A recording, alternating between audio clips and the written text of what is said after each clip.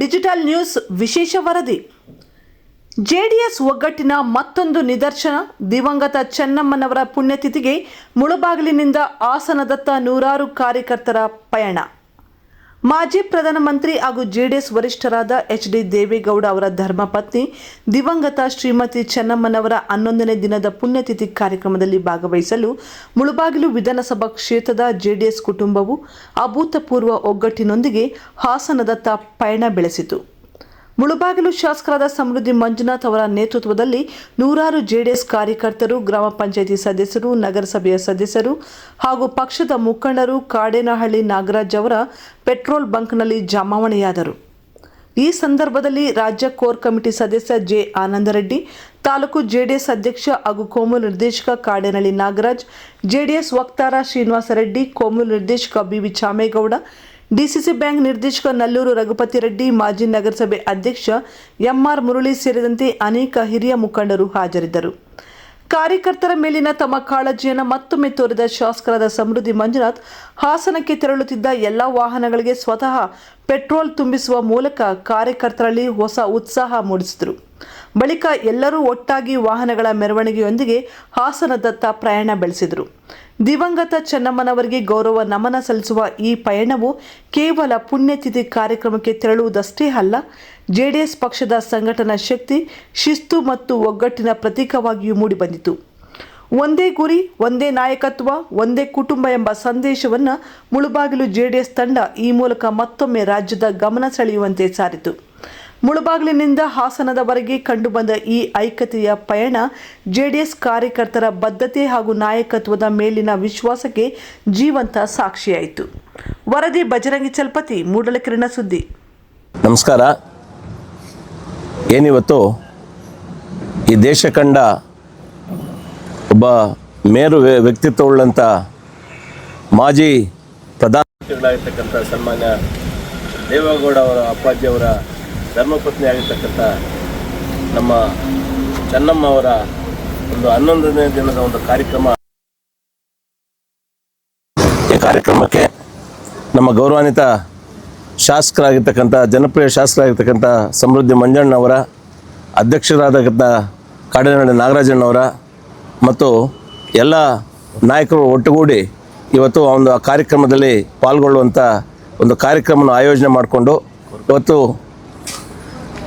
ಇವತ್ತು ಅದೇ ರೀತಿ ಕೂಡ ನಮ್ಮ ಕೋರ್ ಕಮಿಟಿಯ ನಮ್ಮ ಸದಸ್ಯರಾಗಿರ್ತಕ್ಕಂಥ ಆನಂದ್ ರೆಡ್ಡಿ ಅಣ್ಣವರ ನೇತೃತ್ವದಲ್ಲಿ ಇವತ್ತು ನಾವೆಲ್ಲರೂ ಕೂಡ ಇವತ್ತು ಅವರೊಂದು ಪುಣ್ಯ ತಿಥಿ ಕಾರ್ಯಕ್ರಮ 11ನೇ ದಿನದ ಕಾರ್ಯಕ್ರಮದಲ್ಲಿ ಪಾಲ್ಗೊಳ್ಳುವಂಥ ಒಂದು ಕಾರ್ಯಕ್ರಮಕ್ಕೆ ಹೊರಟಿದ್ದೀವಿ.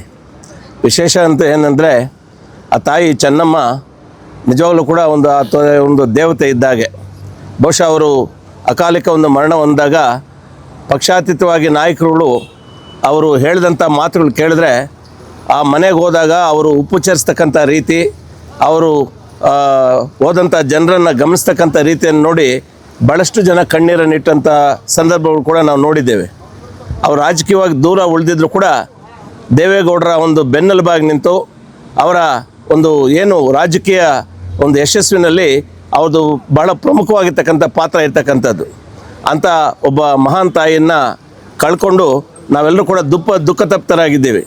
ಸೊ ಆ ನಿಟ್ಟಿನಲ್ಲಿ ಎಲ್ಲ ನಮ್ಮ ನಾಯಕರುಗಳು, ನಮ್ಮ ಕಾರ್ಯಕರ್ತರು ಎಲ್ಲರೂ ಕೂಡ ಇವತ್ತು ಸಭೆ ಸೇರಿ ಒಂದು ಕಾರ್ಯಕ್ರಮದಲ್ಲಿ ಪಾಲ್ಗೊಂಡು ಆ ತಾಯಿ ಒಂದು ಆತ್ಮಕ್ಕೆ ಶಾಂತಿಯನ್ನು ಕೋರಬೇಕು ಎಂಬತಕ್ಕಂಥ ಒಂದು ನಿಟ್ಟಿನಲ್ಲಿ ಒಂದು ದಿಟ್ಟ ನಿರ್ಣಯವನ್ನು ತಗೊಂಡು ಇವತ್ತು ಎಲ್ಲರೂ ಕೂಡ ಆ ಒಂದು ಕಾರ್ಯಕ್ರಮದಲ್ಲಿ ಪಾಲ್ಗೊಳ್ಳುವಂಥ ಒಂದು ವ್ಯವಸ್ಥೆಯನ್ನು ಹಾಕ್ಕೊಂಡು ಇವತ್ತು ಕಾರ್ಯಕ್ರಮಕ್ಕೆ ಹೋಗ್ತಾ ಇದ್ದೀವಿ.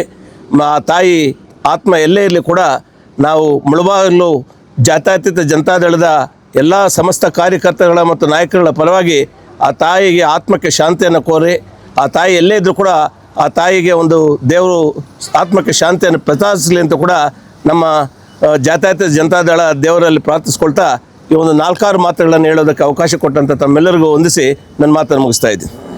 ನಮ್ಮೆಲ್ಲರ ನೇತಾರರು ಆದಂಥ ಶ್ರೀ ದೇವೇಗೌಡರವರ ಧರ್ಮಪತ್ನಿಯವರಾದಂಥ ಚೆನ್ನಮ್ಮನವರು ನಿಧನರಾಗಿ ಇವತ್ತು ಅವರ ಪುಣ್ಯತಿಥಿ ಕಾರ್ಯಕ್ರಮ ಇರೋದರಿಂದ ಮುಳಬಾಗಿಲು ತಾಲೂಕಿನಿಂದ ಏನು ನಮ್ಮ ಶಾಸಕರು ಮತ್ತು ಆನಂದ್ ರೆಡ್ಡಿಯವರು ಮತ್ತು ನಮ್ಮೆಲ್ಲ ಮುಖಂಡರ ನೇತೃತ್ವದಲ್ಲಿ ಎಲ್ಲ ಮುಖಂಡರು ಕೂಡ ಆ ಒಂದು ಪುಣ್ಯತಿಥಿಯಲ್ಲಿ ಭಾಗವಹಿಸಲಿಕ್ಕೆ ನಾವೆಲ್ಲ ಕೂಡ ಹೋಗ್ತಾ ಇದ್ದೀವಿ. ಏನು ದೇವೇಗೌಡರು ಈ ರಾಷ್ಟ್ರದ ಪ್ರಧಾನಿಯಾಗಿ, ಈ ರಾಜ್ಯದ ಮುಖ್ಯಮಂತ್ರಿಯಾಗಿ ಮತ್ತು ಅನೇಕ ಹುದ್ದೆಗಳನ್ನು ಅಲಂಕರಿಸಲು ಹಿಂದಿರುವಂಥ ಶಕ್ತಿನೇ ಚೆನ್ನಮ್ಮನವರು. ಆ ಒಂದು ದಿವ್ಯ ಚೇತನ ನಿಜಕ್ಕೂ ಕೂಡ ನಮ್ಮನ್ನೆಲ್ಲ ಆಗಲಿರೋದು ಭಾಳ ನೋವಿನ ಸಂಗತಿ. ಈ ನೋವನ್ನು ನಮಗೆ ಅಲ್ಲ, ಆ ಕುಟುಂಬಕ್ಕೂ ಕೂಡ ಭಾಳ ನೋವನ್ನು ಬಿಟ್ಟು ಹೋಗಿದ್ದಾರೆ. ಆ ನೋವನ್ನು ಭರಿಸುವಂಥ ಶಕ್ತಿ ಆ ದೇವರು ಆ ಕುಟುಂಬಕ್ಕೆ ನೀಡಲಿ. ಮತ್ತು ಒಂದು ಇಂಗ್ಲೀಷ್ನಲ್ಲಿ ಒಂದು ಪ್ರಾವರ್ಬ್ ಇದೆ, behind every successful man there will be a women ಅಂತ. ಆ ಒಂದು ದೇವೇಗೌಡರ ಸಕ್ಸಸ್ಸಲ್ಲಿ ನಮ್ಮ ದಿವಂಗತ ತಾಯಿ ಚೆನ್ನಮ್ಮನವರ ಪಾತ್ರ ಬಹಳ ಅದ್ವಿತೀಯವಾಗಿ ಕಾಣಿಸ್ತದೆ.